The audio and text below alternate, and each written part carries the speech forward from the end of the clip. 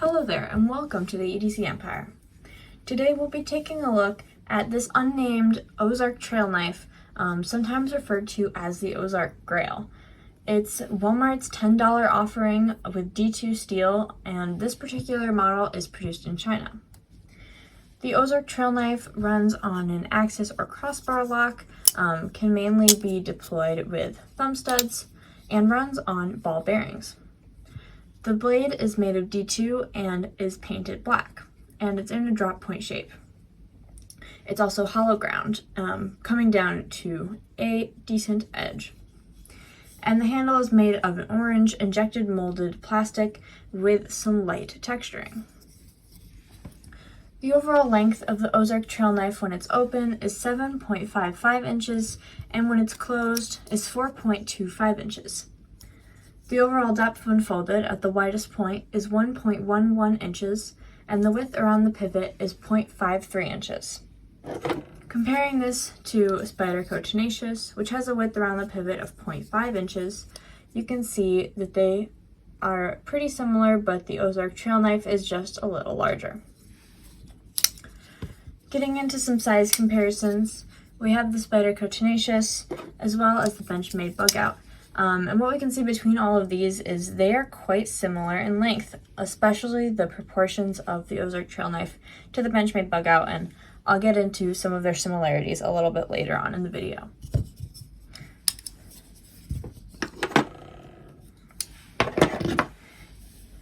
We also have the Civivi Lézard and the QSP Penguin, and what we can see looking at all of these knives is the Lézard is more comparable in size to the Ozark Trail Knife, which is just a little bit larger than the Penguin.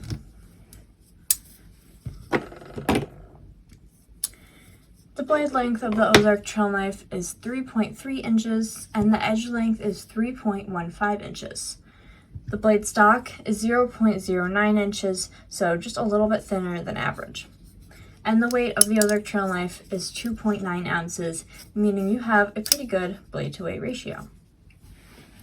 So one thing I'd like to note is we're a little late to the party on this particular knife. It was super popular last fall, and I'll give you a little bit of the background about it, but yeah, we're a little late, so if you've already seen reviews on this, that makes sense. We know that. So this unnamed Ozark Trail Folding Knife was sold exclusively at Walmart. It's only $10, and a lot of people bought them thinking, well, it's $10, it's probably not that good, but I'll try it. And they were pleasantly surprised, and then shared that with other people, and those people wanted to try it out. So yeah, it's a good knife. Kind of on par with other $10 knives. It blew up because it runs on bearings and it has D2. So this ended up making it so it sold out both in stores and online for a while. Yeah, just really popular. Sometimes it's referred to as the Ozark Grail. And I can see why. It's good for its price. It has good action overall. It's easy to whip out, make a cut. So that's nice. The D2 is not really heat treated that great. It's also a little bit chippy. I don't have any wear marks on mine personally. I mostly use my knives for light to medium EDC stuff, but I know that other people's have held up pretty well with some more heavy duty tasks, save for some marks on the paint where it's kind of scratched off. One thing I'd like to note is one of the sides on mine has a bit of a smile towards the tip here, just not super even with the other side. So that is kind of what you can expect with this price range. But I didn't really have any issues with the edge itself. One issue we had when we were testing this knife for review was that when the lock bar, when you're closing it, it pulls the blade in and then it comes back out, or it can get stuck when you're trying to close it. We also had some lockup issues where it wouldn't fully lock up, or sometimes the lockup was just really bad even once it did lock up. So that's something to note if you're considering buying this knife. The handle material is pretty grippy and comfortable, just the material itself. It does have some light texturing here, but it doesn't really do anything. It's mostly for looks, and it does look pretty cool, the two different sections. Comparing it to Benchmade Bug Out, it's obviously much thinner. I do prefer that. It has the same kind of texturing than in this whole section, and while I would say that the material of the handle on the Ozark Trail Knife is just inherently more grippy, the texturing on the Bug Out is actually functional, and the texturing on the Ozark Trail Knife is not. It's kind of just for looks. And the Bug Out handle is flexy. Like, comparing these two knives, this is flexy. It doesn't have any liners in it. That makes it so it has that thinness, but don't worry about it functioning any differently, or don't worry about this functioning any differently than your Bug Out. It does have the black aluminum liners, but honestly, the Bug Out is still much better. The Ozark Trail Knife also has this kind of jimping on the top, both on the handle and on the blade here. It's super rounded though, so similarly to the texturing, it doesn't do much. It's just kind of there. You can feel it. Looks kind of cool, but it's not. It's a little slippy with that roundedness, so both the jimping and the texturing are kind of impractical.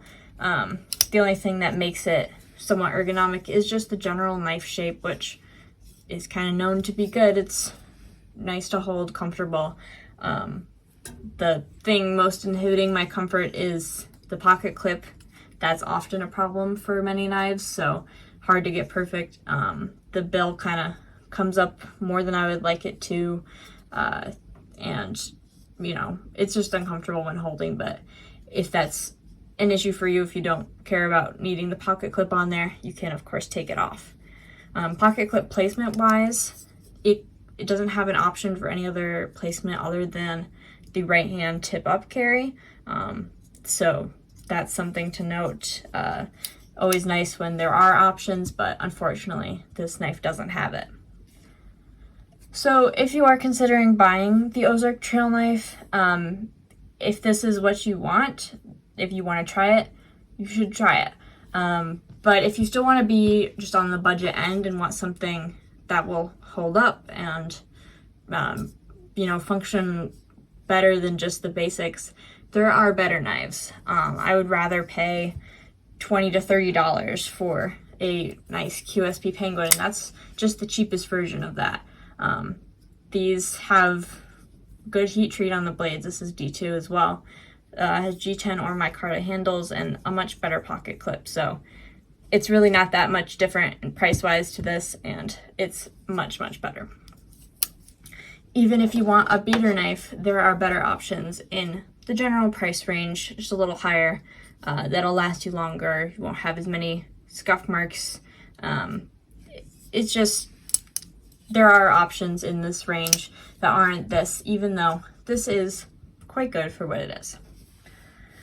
So overall, all the features on the Ozark Trail Knife, they perform well for what they need to do, but they aren't super high quality compared to other more expensive knives like the Benchmade Bug Out or the QSP Penguin. So those other knives do beat it in like the category of little details like the pocket clip placement options or blade and handle material and color variations and just the blade grind. So this is a good purchase if it's what you're looking to buy very specifically, but just know it doesn't compare to other knives like the Benchmade Bug Out. If you enjoyed this video, please consider liking and subscribing, and if you own the Ozark Trail Knife, please comment down below to let us know what you thought of it.